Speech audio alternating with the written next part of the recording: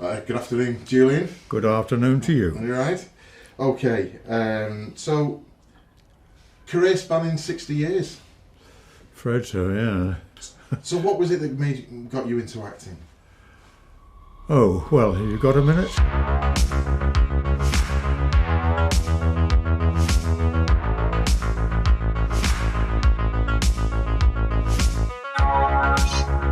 Hey guys, thanks for joining us again.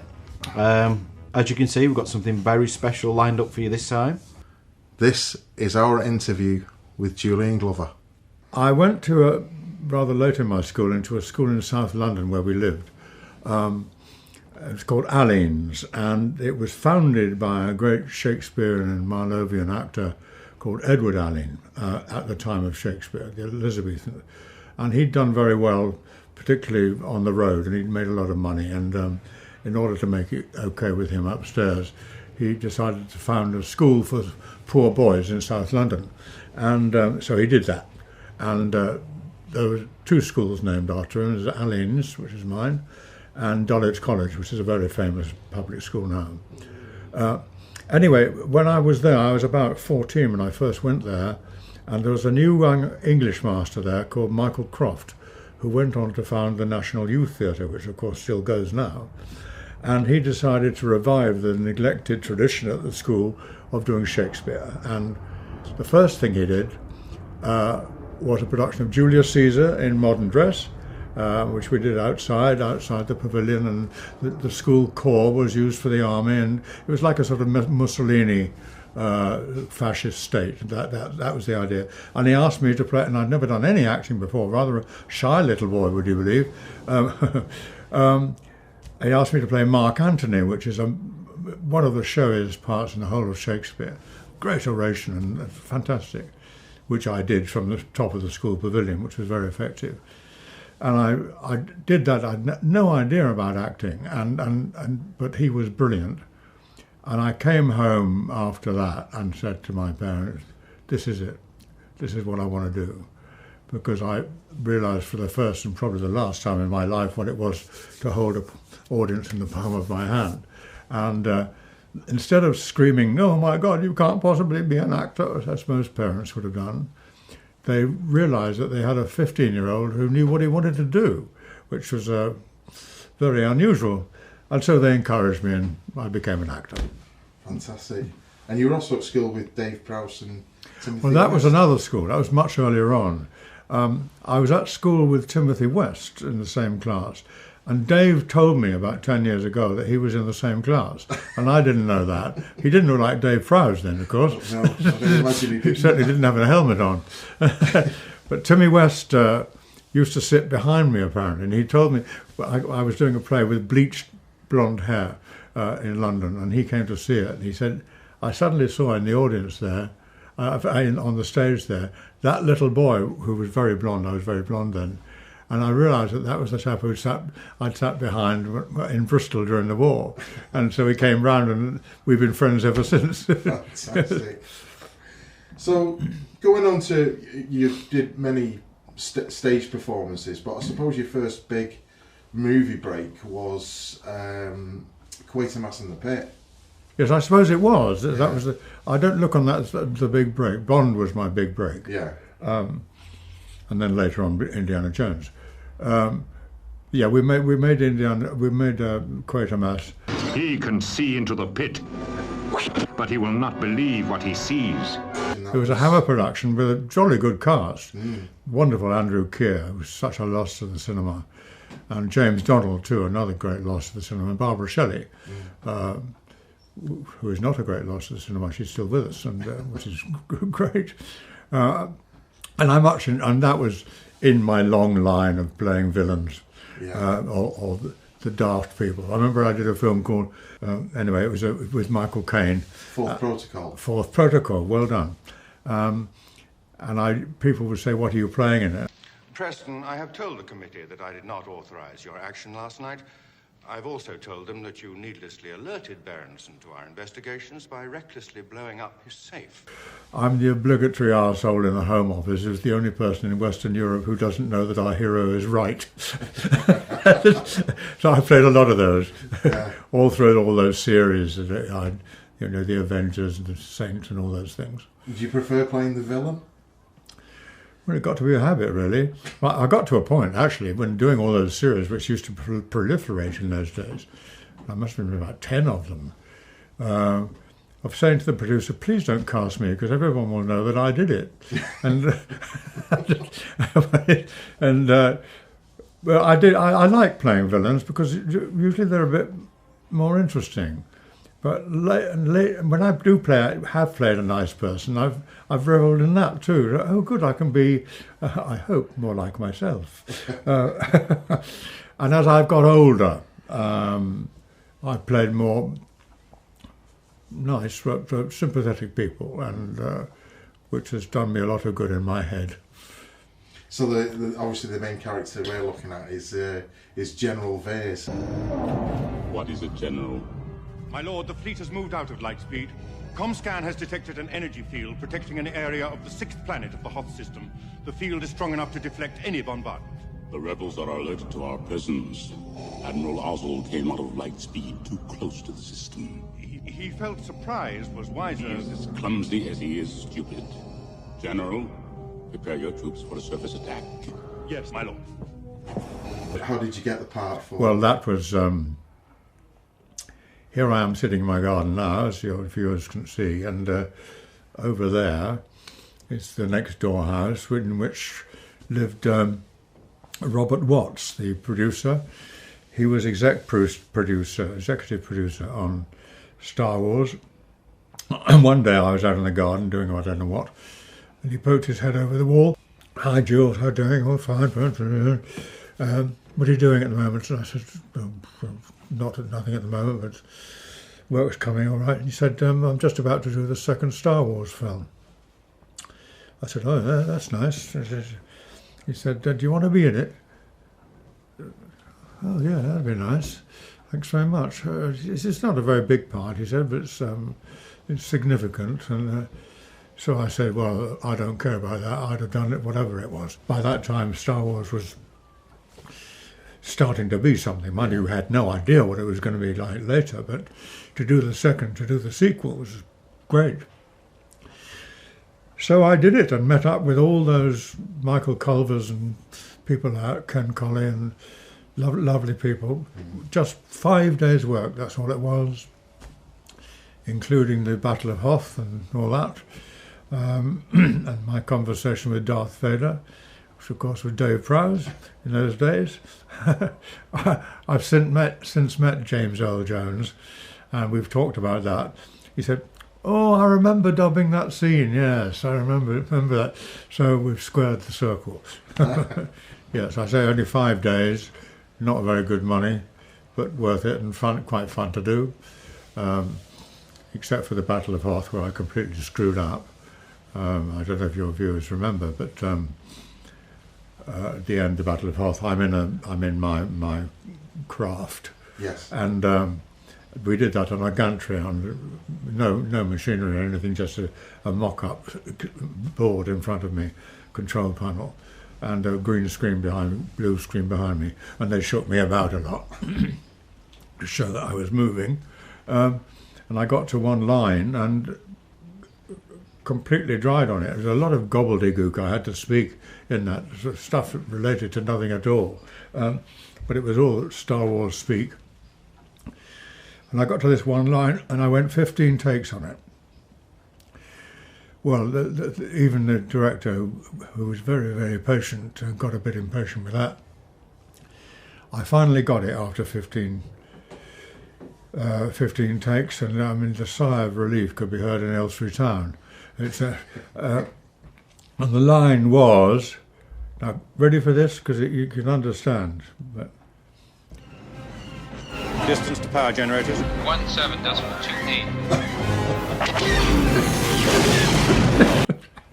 It's obviously that I can understand that line. I've done all that other stuff, and he was having a joke on me, And he dried me up on 15, after 15 takes. So, what a bugger. No, but I quite enjoyed doing that film, but it wasn't a great monumental thing then. It was a good thing to do, nice to do the sequel to Star Wars, which we'd all absolutely adored when we first saw it.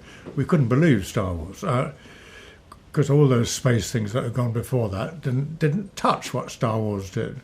From the very beginning, when we all went, oh, like this. We're used to it now, but in those days it was a complete shock horror. So imaginative and different, and Robert Watts next door was the one that kept it going. They kept saying this isn't going to work when they were making it. Apparently, it's not going to work. It's too adventurous or whatever it is, whatever they thought it was. And Robert said, "Keep going. We're going to do 3 of these." They said, "We're going to do 3 of these," and he kept them going, which is I'm very proud of him. And he got me the job. It's also via him that Indiana Jones came along. Yeah, because I was going to ask you about that, because you weren't sure about you would get the part. No, I wasn't. He put me up, Robert. Nepotism is all. For the part of the German officer, which Michael Byrne played. Guten Tag, Herr Jones. Horrible face and character, and just the epitome of the Nazi, and he looked fantastic. Yeah. Anyway, I went up for it and didn't get it. Michael Byrne's got it, and I said, well, I cannot think of anyone better for that part. He's absolutely perfect for it. And he played it like a dream. So, but they want to see you for Walter Donovan. I trust your trip down was comfortable, Dr. Jones. My men didn't alarm you, I hope. What? But the villain person? Yes, they want to see you for that. Well, when they picked me up, I said, fine, I'll go along. So I went along, put on a thing called an American accent, which wasn't very accurate at the time. I did the whole interview in that. Didn't have to do any reading, just interviewed. And I got it. And then I went, of course, and got the accent properly, and worked on that very hard, and had the most wonderful time filming that. It's just a wonderful time with those 2 naughty boys playing the leading parts. You know, it's simply fantastic. Working with Sean and Harrison. Sean and Harrison, yes. Now, Harrison wasn't quite so naughty as Sean. Harrison's a very serious and quite right, down-to-earth actor who doesn't suffer fools gladly, but has a wonderful sense of humour that, in that the sort that throws a thing over his shoulder or just pops into the middle of a sentence and it makes you roar with laughter. Indiana Jones Last Crusade, a huge budget movie. Yeah. I'm huge. I couldn't believe I was in it. Yeah. I mean, from doing small stage productions to something as big as that, is it daunting at all? I don't let things like that daunt me. No. Because I know there's a standard actor's reply, but it's another performance I'm giving. And you make adjustments for a camera, as I'm speaking to suit the camera, which is there now. You don't use the thing you use in the theatre, which is to try to get to the back of the house while sounding as if you're being quiet, those techniques. But both For Your Eyes Only and Indiana Jones, I was impressed by the bigness of it all, the money they spent on it, and you can see the money out there in both those films, the Bond films and Indiana Jones. They've really done their stuff with paying for it, and all the settings and all that. And so I was very impressed by that and thrilled to be part of it. And of course, in the first case, working with Roger Moore, who I'd known from before.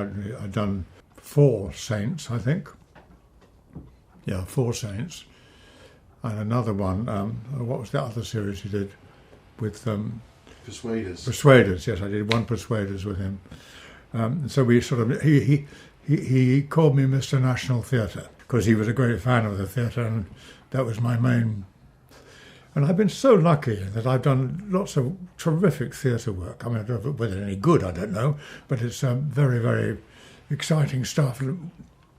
Royal Shakespeare National Theatre. You gained an Olivier Award. So that was nice. Yeah, I mean, what's it like to gain something? I mean, it's like an Oscar of the theatre. Well, it is. So. It is, yes. And I got it along with Robert Stevens, who was playing Falstaff in Henry IV. Henry IV plays by Shakespeare, and I was playing Henry IV, and we got it jointly, which was very exciting. Actually, the actual ceremony itself, Dorchester, was it, or one of those hotels on Park Lane? It was an enormous occasion, the giving out of the Oscar, the whatever they're called, and people are sitting at tables and have meals and all that sort of stuff. Our table, which was the RSC Royal Shakespeare Company table, with two contenders for the main acting title and the directors and all those producers, was set right in the corner by the lavatories. So we thought, well, we know where we've been placed. But that was very exciting getting that. It was so rewarding, and so you think, someone's noticed me, that's because a lot of one's time is spent as an actor thinking, what the fuck is this for? And why am I doing this except to earn a living? But sometimes you can press a particular button and you know that you've got through to people and that they're interested in what you are doing, and which is proved by all the fan mail and stuff. And I still get it. At my advanced age, I get fan mail from, this is a fan mail thing that I'm doing now. And so I feel very rewarded and happy about what's happened in my life generally. You've worked with some incredible actors. Yeah. Just to mention James Mason, Sam Neill, Anthony Hopkins, Brad Pitt. The list goes on forever. It does a bit, yes. You've worked with them all, and you've worked in nearly every franchise. Well, I've been really lucky about that. The very popular franchises. It's the popular ones which I've been so lucky to be in, because they go on and on and on, and I'm able to do conventions and earn money. I say the money on Star Wars was pretty poor. Well, I've earned so much from it since then. And Indiana Jones too. The money on Indiana Jones was very good. So I was very pleased with that. But those films have proved to be a sort of backbone of my career, as it were. And but of course, theatre is my first love. And last year I did a play in the West End, which just was so satisfying at my old age. A play by Tennessee Williams, which was tremendously exciting, and I love doing that. And I'm really in it, because when I started off there was no films, but you never thought you were going to be in a film, hardly any television, and here we are. You've done quite a lot of television as well, haven't you, over the years? Like you said, one heck of a lot. You've already said you've done The Persuaders, you've done The Saints, Doctor Who. Mention me a series. 1999. Yes. Anything. Remington Steele. Yeah. Blake 7.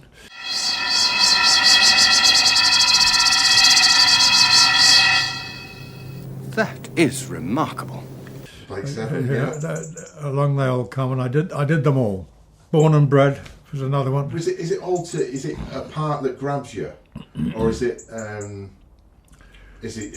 Well, what happens is that if the producers are doing it properly, they contact your agent and say, "There's this part we'd like him to play." Born and Bred, yes, I'd love to do that. Well, Saint, oh yeah, lovely Roger.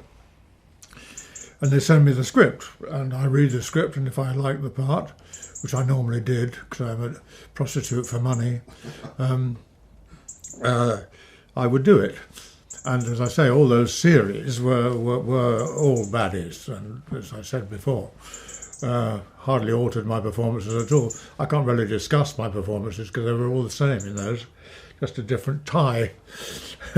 So, with obviously we must mention Game of Thrones. Well, again, biggest TV production has been enormous, absolutely vast, and quite rightly too, in my opinion. It's a superbly made piece of work.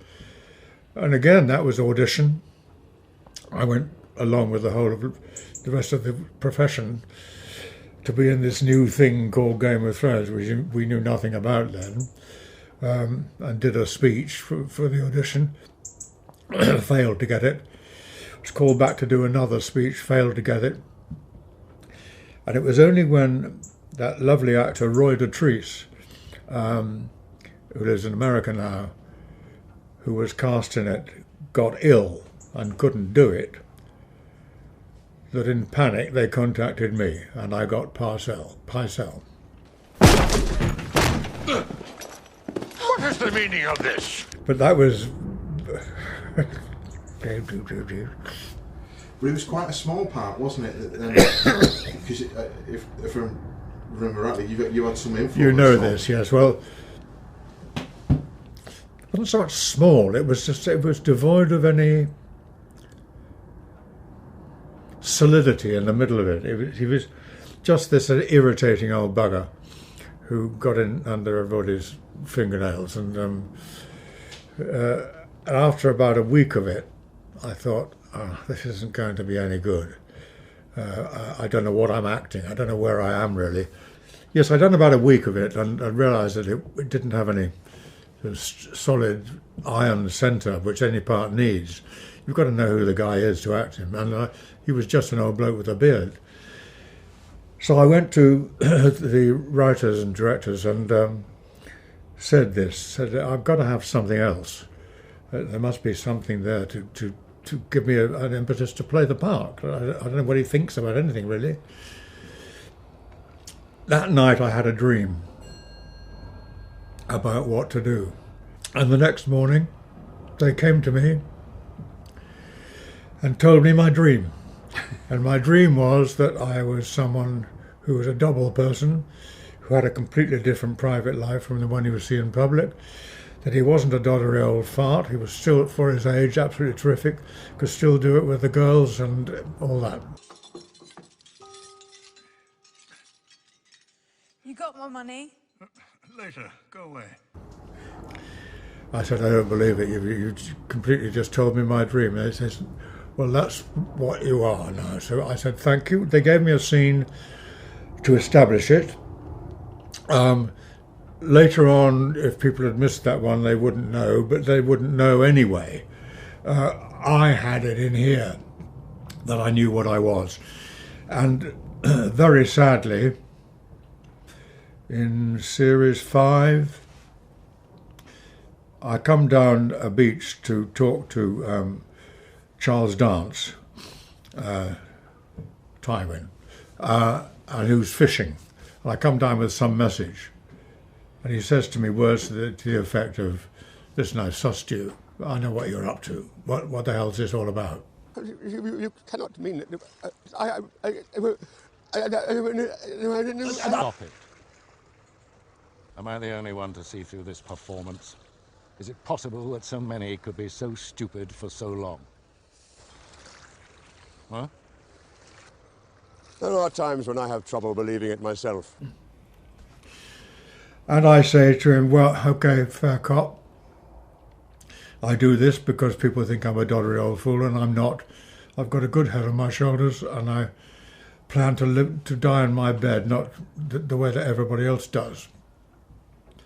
He says, okay, fair enough. Still makes me carry his fish in, but... So that's established then. They cut the scene. They cut the scene out of the series. I was furious with them, absolutely furious. Well, it's time, Julian. I said, it might be your bloody time. There's a lot of stuff you wasted here in time, and there's this crucial scene for me. Absolutely, remind people from series 1 what I am, and explaining what I am. Anyway, so when it came to series 6, still smarting from this, but that wouldn't have affected my behaviour. I've realised all I was doing was sitting around being ticked off by Cersei, that bitch, Julian Glover and Grand Maester Pycelle hated that woman. Lovely girl. Yeah. I said, well, I'm not going to do the last series. They said, you've got to do it. I said, no, don't.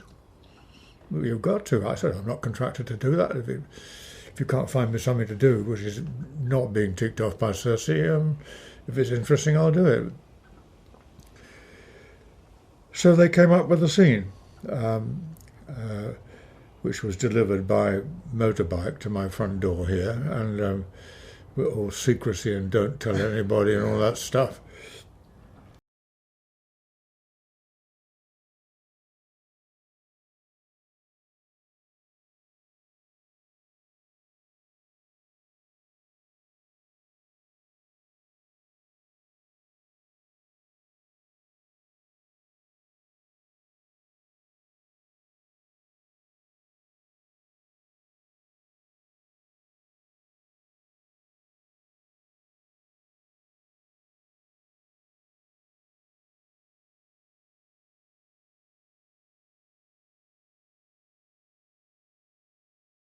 Hardly. So I did it, and I was very glad that the only condition I imposed was that they pay me 3 times my salary for that scene. Right. And without hesitation, they came back with, all right, okay, which was very flattering. And we ended up very good friends, and it was a terrific thing to do,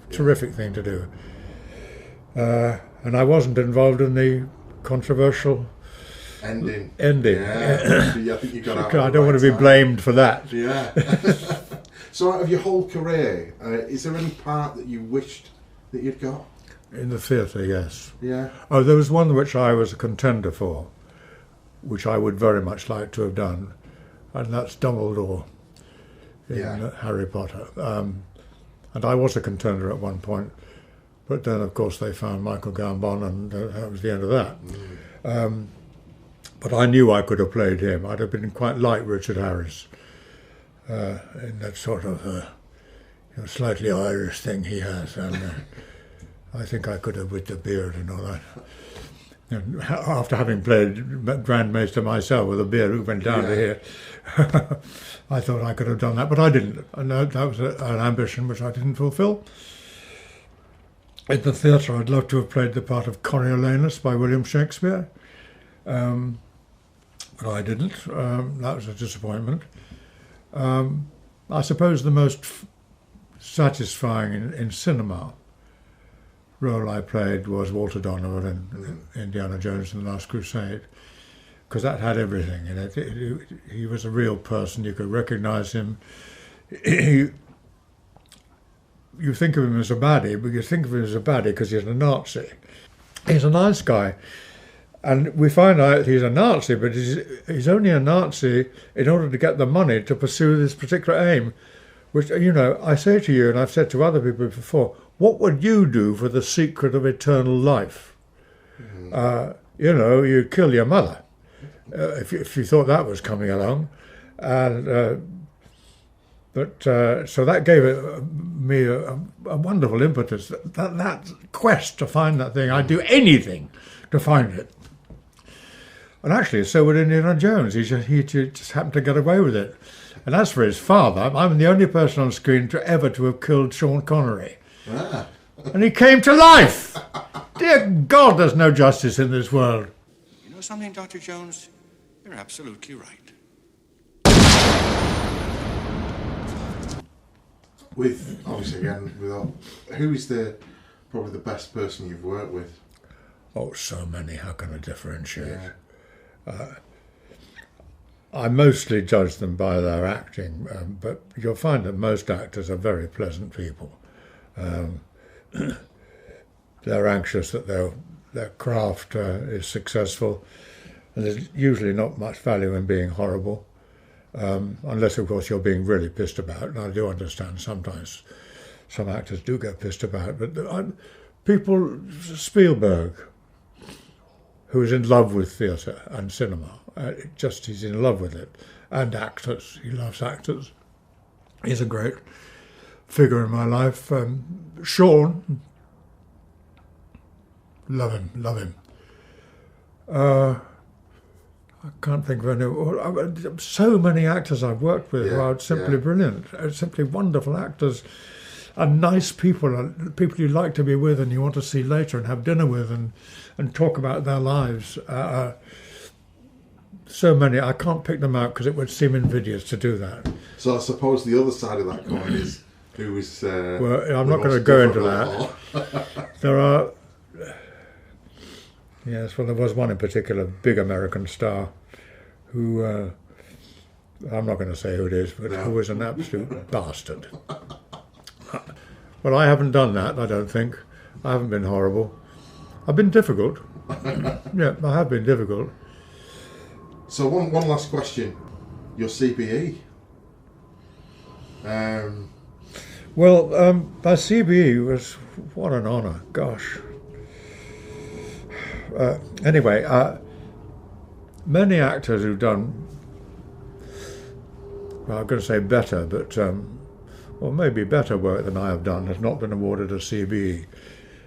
And we've plotted it down, we think, to, I hope I have done a lot of good work, and people who know me and appreciate what I've done, is my teaching work. I've done a great deal of working with students, both in drama schools, handing on what I might know, or what I don't know, avoid this and avoid that.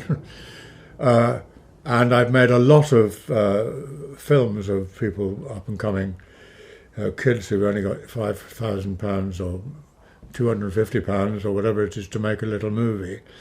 I've done a hell of a lot of that. And I think that was the thing that tipped the balance in my favour.